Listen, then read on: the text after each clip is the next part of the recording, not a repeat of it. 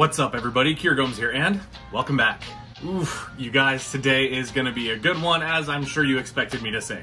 In today's episode, we are gonna be taking a look at the latest and greatest deck from Gemini Decks. If you've been subscribed to my channel for a while, you know how much I love Gemini Decks. I own pretty much every single deck that they've ever come out with, and I always make it a point to do a review anytime they come out with something fresh and new, and that's what today's episode is all about. As you can tell from the thumbnail, as you can tell from the intro, and as you can tell from the title of this video, today we are going to be talking about the new Safari Hotel and Casino playing cards by Gemini Decks. Before we get started, please do drop a like on this video and subscribe if you haven't already. And without further ado, let's roll that intro and get you guys on your way.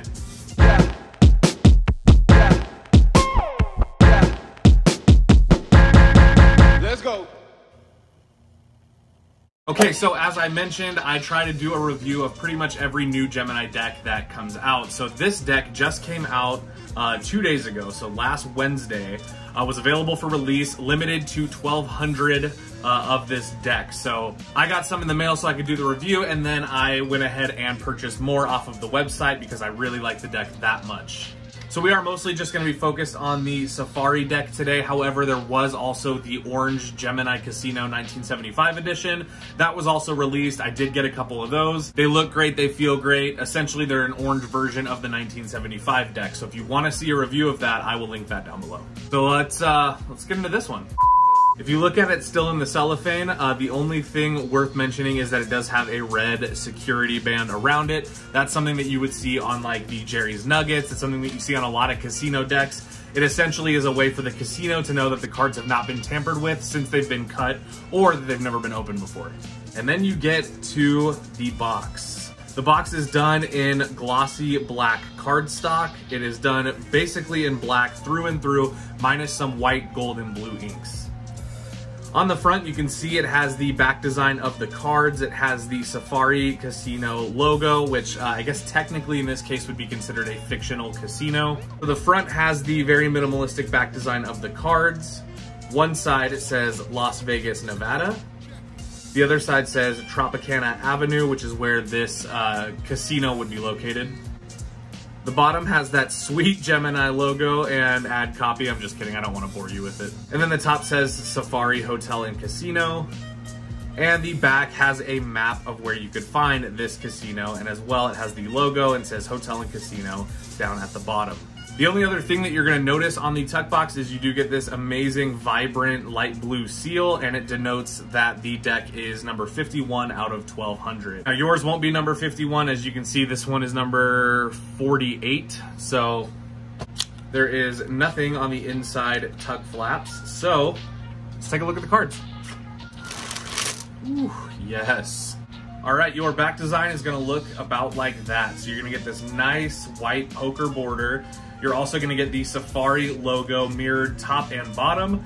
And one thing that I really like about the logo is that it is nice and slim. So on the Gemini Casinos, the Jerry's Nuggets, it's all a little bit thicker.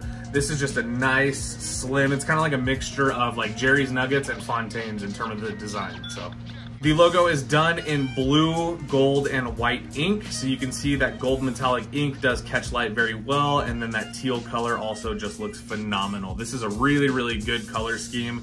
It's kind of gonna match with everything. Black goes with everything. And then blue and gold, I think, just always look good together. All right, your Ace of Spades is gonna look like that. So you get a nice enlarged spade pip. It's not super big. It doesn't take up a lot of space. It's kind of a medium-sized spade pip, I guess. But you can see it does have some white line work, adding some curvature to it, and it says Safari on the inside in blue and white. As well, you can see that it says Gambling License Nevada just below the ace to add again to that casino feel. It's actually a really nice Ace of Spades. I like it a lot. I think it matches really well with this deck.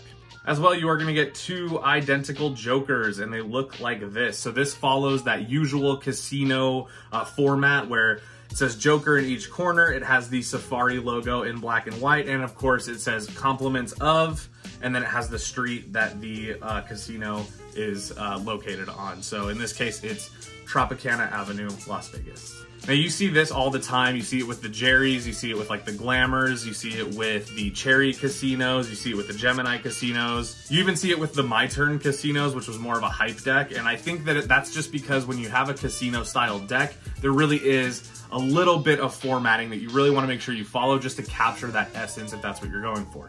And in this case, of course, that's a win. Okay, now as far as ad cards and gaff cards, you are going to get one ad card and one gaff card. Your ad card is going to be a Safari Hotel and Casino ad card. Now this looks very similar to like the Ace Fulton's casino ad card, but it basically just advertises whatever's going on in the casino. So you can see cheap rooms, you got bingo, you got Keno. This is actually really cool. I think you could use that as basically just another joker. And I think for that reason, I'm gonna leave this inside of the deck. So really nice. And your gaff card is a duplicate King of Clubs, which I love. Gemini does a lot of duplicate King of Clubs. King of Clubs is actually my favorite court card. And it's always nice to have a duplicate for your Magic performances. And in that case, I mean, I would say this is definitely a worker's deck.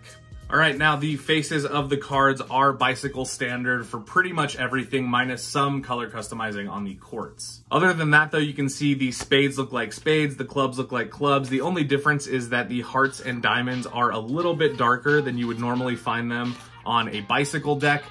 Doesn't really make a huge difference. I mean, this is a worker's deck through and through. Definitely not gonna hinder your performance if you're doing any live gigs. But yeah, they look really good. Again, just like you would find them on a bicycle deck. I'm not complaining. Now the customization on the court cards is very subtle, which I love. You can see that it is essentially a standard court card. The only difference is that the blue inks have been swapped out for black and the yellow has been swapped out for gold, and they brought the reds down into a little bit more of a darker hue. So you can see, I mean, they look fairly standard. It's too close to even really say that they're custom, and I have, again, no problem with that. I think that for working magicians or for people that enjoy more standard looking decks, this is definitely going to cater to you. All right, now that's everything that I can say about the way this deck looks, and I have to say, I am really impressed. Usually when Gemini comes out with a new deck, I get it, and I get a couple, just enough so that I can do a review and maybe have a few left over. This one is probably, in my opinion, brick-worthy. They look great, they feel really good. These are printed by the USPCC on premium paper stock, and it is not crushed this time. So a little bit thicker than some of your normal Gemini decks, but I happen to prefer thicker stock. These feel a lot like the Slow Hands deck, which if you don't own that deck, it feels so good. But it's also gonna feel like anything else printed on regular premium paper stock. So any of the previous OPC decks, with the exception of the Peelers V3, the gold one, and it sort of also feels like the Missing NYC deck. So if you guys don't have that one, it feels like a nice, soft, and thick deck. Speaking of softness, these cards are definitely nice and broken in right out of the box. Anytime you spring them, it is going to be fairly effortless, and you can see that the cards look really good in certain types of flourishes. Really nothing special about the fan. You can see it's really just kind of that black and white contrast. Nothing that makes the fan special. However, the back design is really dope, so don't really care. Ooh. Just dropped like half of the cards, but the shot, I'm sure, looked cool, so. So yeah, I mean, in terms of using these cards, definitely use them for Magic, for sure. You can use them for cardistry. They have that kind of cardistry aesthetic, I guess, with that simple casino style back. Ultimately, I definitely cannot complain. I do like nice and thick decks. These cards are super soft. In fact, I've been starting to think that crush decks are too thin. So it was kind of refreshing to get a nice, simple workers design deck with a really good card stock. And the best part is I checked as of the time I'm recording this video, which is Thursday the 20th. And as of right now, there are still some decks available at GeminiDecks.com. So I have left that link in the description. Make sure you go pick up some decks, but get there while you can, because you never know, they could sell out like that. So I think that my personal thoughts, and I know that in deck reviews I don't always do this, but yeah, my personal thoughts are this is a deck that I would 1000% endorse. The cards feel great. You can tell that there was an attention to detail in terms of creating that casino style aesthetic. It just looks clean. It's very simple. It's very minimal, and it's a deck of cards that you can rely on. So for that reason, I really think it's worth picking up. Like I said, I even went and picked up a few more of these. I paid full price for them. I did all the things.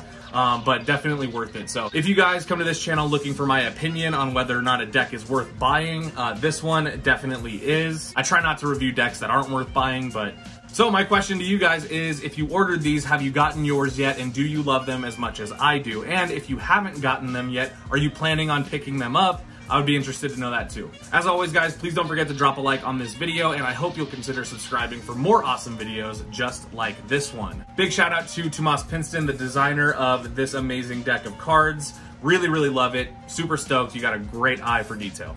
Tons of new stuff coming, guys. I know I keep saying that, and I've been kind of subtly dropping little teasers and hints out there, so now would also be a good time to follow me on social media. If you guys have not seen my Instagram, it might be the place to go to see high quality content that you maybe don't see here. All right, guys, thanks again so much for watching today's episode. My name is Kier, and I hope that you all have a wonderful rest of your day.